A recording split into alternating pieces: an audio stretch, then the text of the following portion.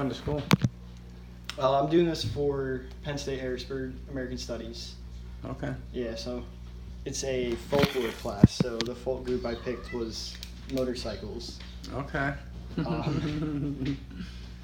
So a few basic questions to start off with. How old are you? Where do you... I know you don't work. You're retired. I'm retired. I'm 65. 65? Mm-hmm. And how long have you been riding? Since shortly after I got my license at 16. Mm-hmm. So, Would, that whatever that adds up to be. I can't do the math. It's all good. And what was the main appeal to it for you? Like, why? I know many people just, like, there's usually something that gets you into it, right? Well, what got me into it was, I had been interested, but my friend bought a motorcycle. Okay. And at that time, none of my other friends had a bike, and he let us all ride his bike around the block at the time, and I just loved it. You know, I liked the freedom, and then, there's just a certain mystique about riding a motorcycle, Yeah. But, I liked it and got into it, so I got a bike, and then my friends got a bike, and another friend got a bike, and we all got bikes. We all got motorcycles. I know that's usually how it goes. Right. So how many have you owned since you were 16? Have I owned? 1, 2, 3, 4. This is my 5th one. Okay. And personally, I think usually the type of bike somebody rides can say a lot about them. Probably. So, yeah, I would say you're right. So I ride cruisers. Yeah. Okay. I'm not into the dirt bike. I'm not into the sport bike. Gotcha. I'm a cruiser. And why is that? Because for me, that's, because it's just a slow, enjoyable ride on the back roads, country roads, where you can just enjoy the scenery and nature and see things that you might not have seen otherwise. I'm not into going fast. I don't go fast at all. As a matter of fact, my one friend says he's got cruise control on his bike, and he says I always have to set it lower when I'm riding with you because I like to cruise. So I'm not interested in, like the crotch rockets, nowadays. Yeah. They're just made to go fast.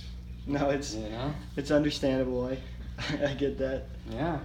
So have you ever been to like a large bike rally or? Okay, how was that? Or which one was it?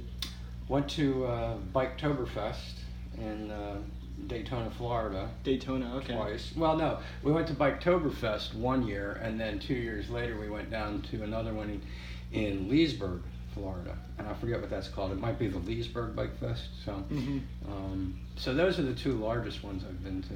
But I go to the local ones, like Gettysburg has a bike week. Was that in July, right? Yeah, I think it was right after the 4th of July. Yeah, I unfortunately missed that one. I didn't know about it until it was happening. I liked it. It was fun. Carlisle used to have one. They stopped doing that, but so we go to Gettysburg. I was just at Ocean City. Actually, Ocean City Bike Week was just when Hurricane Florence was coming, so a lot of things were canceled. Yeah. So it wasn't as big as usual, but it was still fun. I just enjoy the camaraderie. Everybody's there for the same reason. So you're like all friends. We're all there for bikes and bike stuff and music, of course, and shopping. But that's what I like about them. They're really all about the same. Yeah. Okay.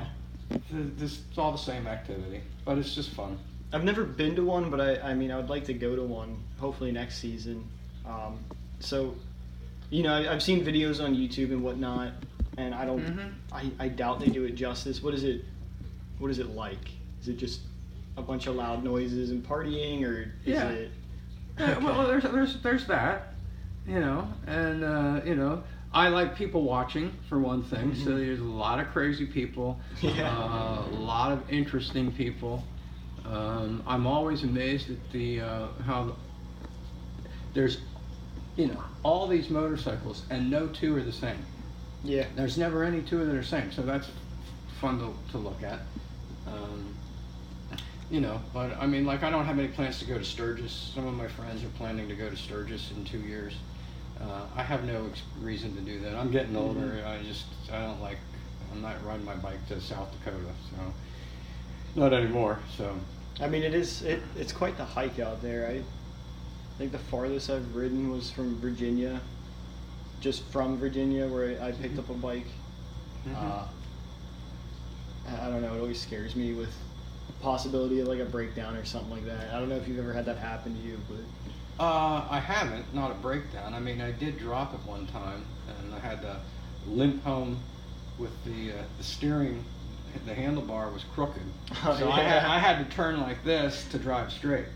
You know, I, that was that was from like Shippensburg, and that was interesting. But you know, it is the same thing. You got to worry about maintenance, and you know, I mean, I have friends that go on long trips, you know, but that's not for me anymore. I like to ride local. I mean, I'll spend all day riding. You know, I was just up in Williamsport and did a tour around Lancaster County and up to Dauphin County, and you know, I'll ride all day, but I prefer stay at least within the state. Yeah, that's very understandable. Yeah, I don't know if, as Zuch told you a while back, I was going to Centralia on the Harley, and I had a little spill, so I rode it home. Crooked bars. The forks were, they needed reseated, but other than that, I mean. Yeah, I've been to Centralia not too long ago, actually. It's a shame because it was 10 minutes out of Centralia, and we ended up just turning home just in case something was wrong with the bike or me. And, I mean, I made it home fine. I was a little bruised up, but helmet and jacket saved me a good bit. Yeah, they're very nice to have. I know. I had an accident. Helmet saved my life. Yeah, I think I remember Zuch telling me about that a little bit. Yeah. Do you want to go into that at all, or is that something? Well, it was just a weird thing because, you know, it was a slow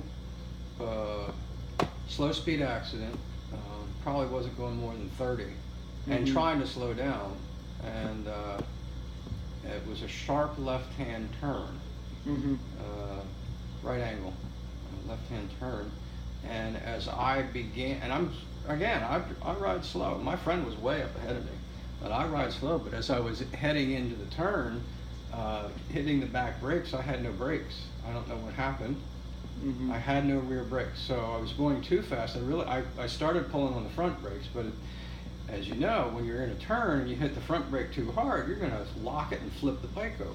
So I had to, I slowed down, and I actually thought I had it covered. I thought I was going to make the turn. It was a little fast, but I thought I was going to make the turn. But then when I went wide, I went up onto the berm of the highway there, and there was a guardrail, and I'm thinking, yeah, I got this angle. I'm going to clear just past the end of the guardrail, and I'll be fine.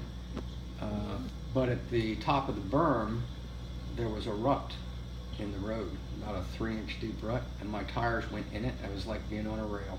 Yeah. You know, and it just drew me right into the guardrail. I had saddlebags, and I know the saddlebag was probably the first thing that caught. And then it was, I mean, could I have jumped off the bike otherwise? Maybe. I didn't think I was going to have that problem until I got into the rut, and then it was too late, and took me right into the guardrail. And, well, you know, I ended up breaking my ankle. But the jacket took all the scrapes. I didn't get any road rash. And the helmet saved my life because I hit the guardrail with the back of my helmet. And the doctor said that he showed me the helmet. And he said, your breathing control is in this part of your brain, in the back. He said, you know, if the accident hadn't killed you and you had hit your head, you just wouldn't have been able to breathe. You would have lost breathing control and suffocated, basically, even though everything else would have been fine. So, I mean, I wear a helmet. I've always worn a helmet. I know helmets can be pretty, like, some people strongly disagree with them. I know my dad's like that. What's your thought on that? Do you think, you know, all idiots are just kind of like, it's I know their choice? You're going to have those people that say, you know, when your time's up, your time's up. And you have people say that, you know, it's just, they call it a brain bucket, you know. and that's fine if that's what they want to do. That's not my choice because I'm alive today and I can still ride because I had a helmet. Yeah. You know? So, that's how I go. Yeah, so they get a little warm. But you know what? I don't like the air in my ears. I don't like the wind in my ears. I don't like the wind in my face. And I actually have speakers in my helmet. So yeah, I have those too. Right. So I don't know, do you have a Senna or? Senna, yeah. I Yeah. have Senna. Those are awesome. They are awesome. I know my personally, I love my loud pipes as much as I hate them. So some days I have I know. earbuds that are also kind of like earplugs, and they're awesome for keeping you kind of, I forget what it's called. It keeps you from wearing yourself out. I know that's one of the big things I struggle with on like longer rides. I'll end up getting tired or something. Well, yeah, that helps a lot with that, especially the wind buffeting on the helmet. Yeah, I just don't like that. You can, with these speakers in the helmet, I can get my GPS directions in the helmet. I don't like playing loud music. You know how you see these guys with their bikes? Oh, and they got the stereos blaring? Yes. I don't like that. I mean, you have to compensate for the wind and the road and all the other stuff. You got to make that stuff so loud. But when it's going right to your ears in the helmet, it just doesn't have to be that loud. So, anyway, I've always worn a helmet. So, kind of on the top of gear, do you think that motorcycles are a lifestyle change? Because I know personally, like riding to school, I'll change my daily routine kind of around having to carry around helmet, jacket, just so that I can ride to school, and also even like work or other places. Well, I mean, if you like riding motorcycles, you like riding motorcycles, and you'll do it as often as you want to. Now, I was just with a group of people, and those people were saying, and now they were a little younger than me, and they're still riding in the cold weather, cooler weather, but they ride to work.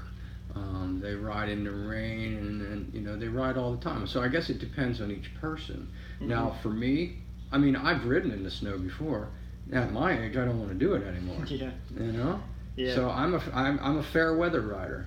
I'll ride when it's nice, but I'll ride when it's nice, but I'm not going to ride in the rain. I did that. I rode from South Carolina on one of our trips to Florida, from South Carolina back to here to Mechanicsburg in a pouring rainstorm. The rain was coming down sideways. Yeah. And I was on a bike and I had no other choice. I don't want to do that ever again. No, I recently went. Have you ever been to Bill's Bike Barn? Oh yeah. Yeah. Halfway back around Sealands Grove, it started raining. I didn't have any rain gear. I had a windbreaker, which helped a lot. No, my pants and shoes were soaked. And, oh, I know. I mean, it's one of those things, you're alive, but at the same time, you kind of just want to almost sit by. I mean, we had rain gear. I had rain gear in that trip, and when we got back, I mean, I was dry. I actually was dry, but it was just, the rain is pouring down, and then the trucks are passing you. I mean, it's like driving through a car wash, for 500 miles. That's just on two wheels. That's not. I know it takes not my idea of fun. Takes a toll on you too, because you gotta worry about your braking distance and possibility of hydroplaning and all that. Absolutely. With a smaller contact patch. Absolutely. Yeah, you have to worry about all that stuff. So, do you have any superstitions about riding? I know a lot of people do. Do you believe in the whole like green bikes are bad luck? No, I never heard that one. Really? I know that's